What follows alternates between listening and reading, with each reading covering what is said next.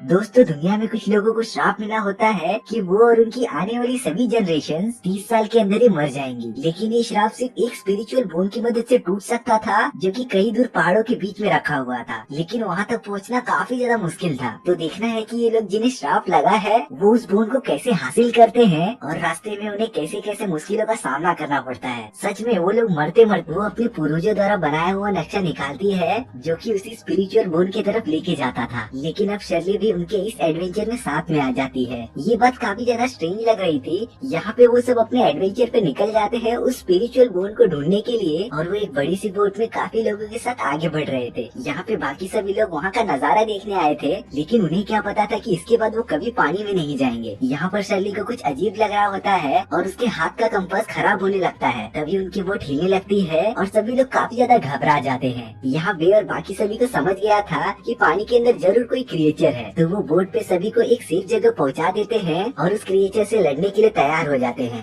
और तभी वो क्रिएचर बोट पर हमला कर देता है और बोट के ज्यादा हिलने से शर्ली नीचे गिरने लगती है। लेकिन वहाँ पर बे सही टाइम पे आ जाता है और अपनी जाने मन यानी कि शर्ली को बचा लेता है। अब यहाँ पर वो पूरी तरीके से तैयार हो गए थे उस क्रिएचर से लड़ने के लिए, और वो क्रिएचर भी उनके सामने आ जाता है और बोट को पूरा पलटने की कोशिश करता है। लेकिन वो बोट का सामने वाला हिस्सा ही तोड़ पाता है और बोट के ऊपर आ जाता है। वो क्रिएचर काफी ज्यादा हाइब्रिड लग रहा था, जैसे कि उसे कई एनिमल्स के डीएनए को मिलाकर बनाया गया हो। वो उन सभी पर हमला करते ही रहता है और बे और उसकी टीम भी उस क्रिएचर को मारने का ट्राई करते रहती है। लेकिन उस क्रिएचर की बॉडी काफी ज्यादा मजबूत थी और बे और उसकी टीम का कोई भी बार उस पर कुछ भी असर नहीं कर रहा था। उस पोजीशन पे अगर मैं होता तो मैं उस क्रिएचर की आंख में मारने का ट्राई करता, जिससे कि वो क्रिएचर कुछ भी देख नहीं पाता। लेकिन यहाँ पर शर्ली के पास एक अच्छा आइडिया था और वो उस क्रिएचर पर एक बॉम्ब फेंककर मार देती है, जिससे कि वो क्रिएचर डर जाता है और पानी के अंदर चला जाता है। और अब वो क्रिएचर काफी ज्यादा गुस्सा हो गया था और वो पानी के अंदर से बोट पर वार करते रहता है, जिससे कि बोट काफी ज्यादा हिलने लगती है। और अगर उन लोगों ने जल्दी कुछ नहीं किया तो वो क्रिएचर पूरे नाव को डुबा देगा, और अगर वो लोग पानी के अंदर गिर गए तो वो क्रिएचर उन्हें वैसे ही खा जाएगा। तभी यहाँ पर बे को एक आइडिया आता है और वो बोट का पर्दा निकाल कर नीचे रख देता है,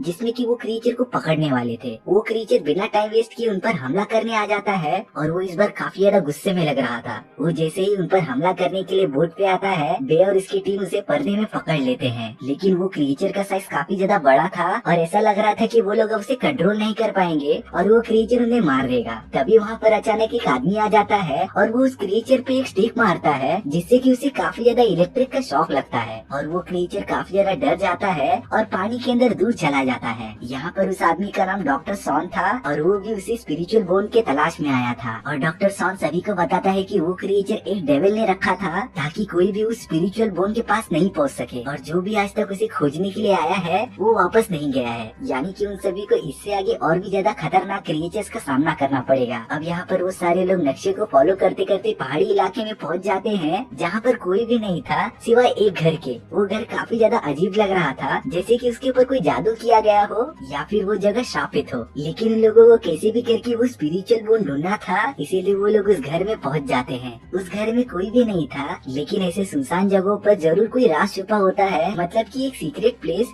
जो कि किसी बटन दबाने या किसी चीज के मूव करने से खुलता था। और वो चीज वे ढूंढ लेता है और वहाँ पर एक सीक्रेट जगह का दरवाजा खुल जाता है। वो लोग जब सीढ़ी से नीचे जाते हैं तो एक गुफा में पहुँच गए थे, जो कि काफी ज्यादा सुनसान लग रही थी। उनके सामने एक बहुत बड़ा दरवाजा आ गया था और उसे खोले बिना वो लोग नहीं जा सकते थे। तो यहाँ पर वे कुछ लोहे के स्टिक्स यूज करके उस लॉक को खोलने का ट्राई करता है। वो बड़ी बारीकी से लॉक को खोलता रहता है और यूजुअली ऐसे प्लेसेस पर ट्रैप लगे हुए होते हैं जो कि जरा सी भी गलती करने पर एक्टिवेट हो जाते हैं। लेकिन वे लॉक खोलने में मास्टर था और वो उस दरवाजे का लॉक खोल देता है। वो जब दरवाजा खोलकर दूसरी ओर जाते हैं तो वो जगह पूरी बर्फ से जमी हुई थी और वहाँ पर काफी ज्यादा ठंडी थी। यहाँ पर जब वो सब अंदर जाते हैं तब शर्ली का पैर फिसल जाता है, लेकिन वहाँ पर बे ये चांस कैसे मिस कर सकता था। लेकिन यहाँ पर वो जगह काफी ज्यादा स्लिपरी थी और शर्ली वापस फिसल कर नीचे गिरने लगती है। बे उसे बचाने के लिए उसके पास जाते रहता है और वो एक चाकू की मदद से रुक जाता है। लेकिन उन सभी के पीछे पीछे उनके दोस्त भी आ रहे थे, जो कि उनसे टकरा जाते हैं और वो सब तेजी से नीचे गिरने लगते हैं। अब यहाँ पर वो देखते हैं आइस से बनी हुई बहुत ही नोकीली चीजें, और अगर वो लोग सही टाइम पर नहीं रुके तो वो लोग उसमें जाकर भिड़ जाएंगे और वो लोग मर जाएंगे। लेकिन बे देखता है उसके बाजू में एक छोटा सा एंट्रेंस है जहाँ से जाया जा सकता है, तो वो शर्ली को बचाने के लिए उसे दूर फेंक देता है और अपनी जान कुर्बान करने के लिए तैयार हो जाता है। लेकिन शर्ली भी कहाँ पीछे हटने वाली थी। वो बे को रस्सी की मदद से पकड़ लेती है और उसे भी उस एंट्रेंस की तरफ खींच लेती है। वो वो सब कैसे भी बचकर उस छोटे से एंट्रेंस के पार चले जाते हैं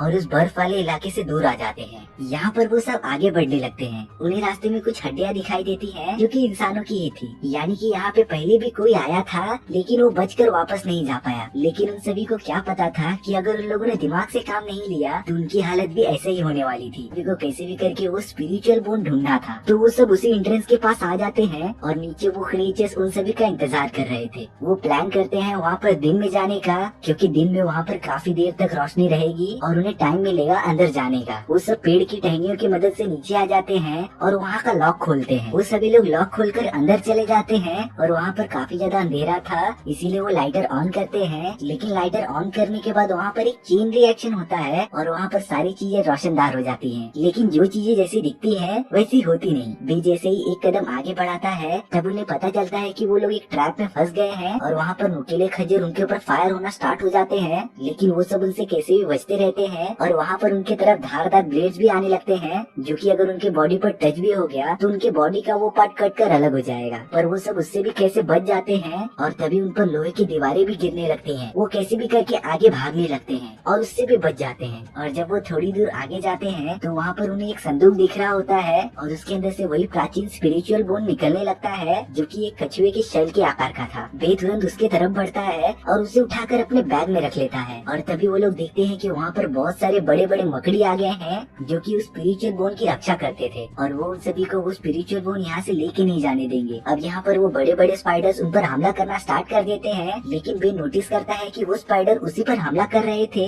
जिसके पास वो स्पिरिचुअल बोन था। तो वो सभी स्पिरिचुअल बोन एक एक करके एक दूसरे के पास फेंक रहे थे, जिससे कि उस स्पाइडर्स का ध्यान भटक रहा था और बे उस स्पिरिचुअल बोन को ले लेता है और दूर भागने लगता है, जिससे कि उसकी बाकी टीम वहाँ से बाहर निकल सके। लेकिन यहाँ पर शर्ली बे की हेल्प करते रहती है उन स्पाइडर से लड़ने के लिए और वो सब एक सीढ़ी की मदद से ऊपर जाने लगते हैं। बाकी सभी तो ऊपर पहुँच गए थे, लेकिन जब शर्ली और बे ऊपर जा रहे होते हैं तो वो स्पाइडर अपने मुंह से जाली फेंक कर उन्हें नीचे खींच लेते हैं और वो स्पाइडर उससे पकड़कर उसके चारों तरफ जाल बांध देते हैं। बे भी नीचे आ जाता है शर्ली को बचाने के लिए। बे कैसे भी करके शर्ली के पास पहुँचता है और उसे जाल से छुड़ाता है। यहाँ पर बे के बाकी लोग भी नीचे आ जाते हैं उन सभी की मदद करने के लिए। और अब उनके पास भागने का और कोई भी रास्ता नहीं था, तो वो एक काम कर सकते थे, उन्हें कैसे भी करके एक सेफ जगह ढूंढनी थी जिससे कि वो सब छुप सके। तो इसीलिए डॉक्टर सान उन सभी का ध्यान भटकाता रहता है और बाकी सब एक सेफ जगह ढूंढ लेते हैं और एक लोहे की दीवार को खड़ा कर उसके पीछे छुप जाते हैं। लेकिन यहाँ पर डॉक्टर सान अभी भी बाहर था और उन क्रिएचर से लड़ रहा था। वो उन सभी पर एक बोतल में पेट्रोल छिड़कते जा रहा था ताकि वो उन्हें जलाकर मार सके। डॉक्टर सान का काम होने के बाद वो तुरंत अपने दोस्तों के पास जाता है और बे तुरंत वहाँ पर आग लगा देता है, जिससे कि वहाँ पर आग लग जाती है और वो सारे स्पाइडर जलकर मरने लगते हैं। लेकिन आग लगने से वहाँ की सारी ऑक्सीजन धीरे धीरे खत्म हो रही थी और उन सभी को बिल्कुल सांस नहीं आ रही थी और अब जल्दी उन लोगों ने कुछ नहीं किया तो वो वहीं पर मर जाएंगे। तब यहाँ पर शर्ली का कंपास एकदम अजीब तरीके से रिएक्ट करने लगता है, जैसे कि उसने पहले टाइम किया था जब वो समुद्र में वो क्रिएचर आ गया था। और तभी बे को पानी की थोड़ी आवाज सुनाई दे रही थी और उसे पता चल जाता है कि ये दीवार के पीछे जरूर समुद्र होगा जो कि उससे जुड़ा होगा। और वहाँ पर वो उसी क्रिएचर की आवाज भी सुन रहे थे जो कि दीवार के उस पार था। वो सब एकजुट होकर उस दीवार को तोड़ने लगते हैं ताकि वो वहाँ से बाहर निकल सके। और दूसरे साइड से वो क्रिएचर भी उस दीवार को तोड़ रहा होता है ताकि वो उन सभी को खा सके। और कुछ टाइम बाद वो दीवार टूट जाती है और वहाँ पर पूरा पानी भरने लगता है। पानी भरने से वहाँ की सारी चट्टानें नीचे गिरने लगती हैं और बे और उसकी टीम कैसे भी करके बाहर निकल जाती है। वो क्रिएचर दूसरी तरफ से उनका पीछा करते रहता है, लेकिन तभी बड़ी बड़ी चट्टानें उस पर गिर जाती हैं और वो क्रिएचर भी पूरी तरीके से मर जाता है। बे और उसके साथी सही सलामत बाहर आ जाते हैं और यहाँ पर उन लोगों ने साथ मिलकर उस श्राप को तोड़ दिया था जो उस डीमन ने उन सभी पर लगाया था और अब वो लोग खुशी खुशी अपनी जिंदगी जीने लगते हैं।